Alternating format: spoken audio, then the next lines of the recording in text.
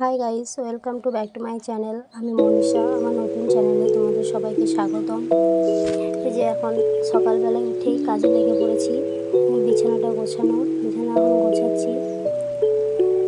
যে বিছানার চাদর কাঁথা এখনও আমাদের লাগছে গরমের মধ্যেও। খুবই গরম, থাকতে পারছি না। তাহলে যখন এসি চলছে তখন ঠান্ডা লাগছে, তখনকার জন্য ঢাকাটা। আর এই যে বিছানা বালিশগুলো সব গুছিয়ে নিচ্ছি। বালিশগুলো না গোছালে কেমন একটা, বিছানাটা না গোছানো থাকলে মনে হয় যেন ঘরটাই অগোছানো আছে।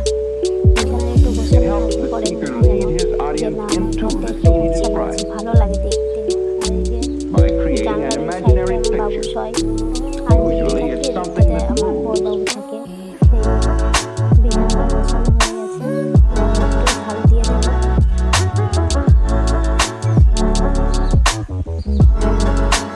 ঝাড়ু দিয়ে দিচ্ছি। ঝাড়ু দেওয়া হয়ে গেলে যে ঝাড়ু দিয়ে বিছানাটা গোছানো কমপ্লিট। ঘরটা ঝাড় দেওয়া, ঘর ঝাড় দিতে আমার একটু সময় লাগে, তার কারণ সব কিছু সরিয়ে গড়িয়ে ঝাড় দেওয়া হয়, তো সেই জন্য দেখো খাটের তলায় খাটের তলাটাও ঝাড় দিতে হয়।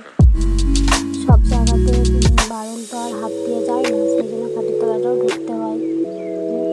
ঝাড় দেওয়া হয়ে গেলে এবার ঘর দোর মোছার পালা। এবার চলে এসেছি বালতি আর নাতা নিয়ে।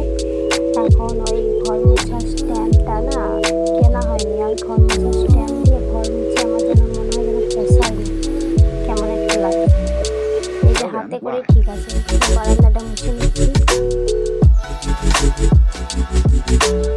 বারান্দাটা মুছে হয়ে গেল।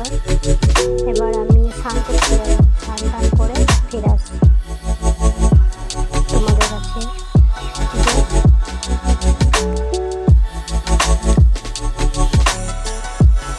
কমপ্লিট, স্নান করে চলে এলাম।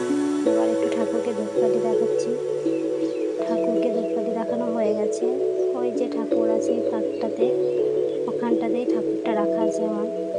এবার ভাত রান্না করবো। চালটা ধুয়ে নিচ্ছি। চালটা ধোয়া হয়ে গেলে এবার ওভেনের মধ্যে চাপিয়ে দেবো। তো বন্ধুরা, আজকের ব্লগটা আমি এটুকু দিয়েই শেষ করলাম। ঠিক আছে, জানি না কেমন হয়েছে ব্লগটা। আমার প্রথম ব্লগ করছি, এটাই প্রথম। তোমরা প্লিজ সাপোর্ট করো। তোমাদের সাপোর্ট না ছাড়া আমি এগোতেও পারবো না। তো বাই বন্ধুরা।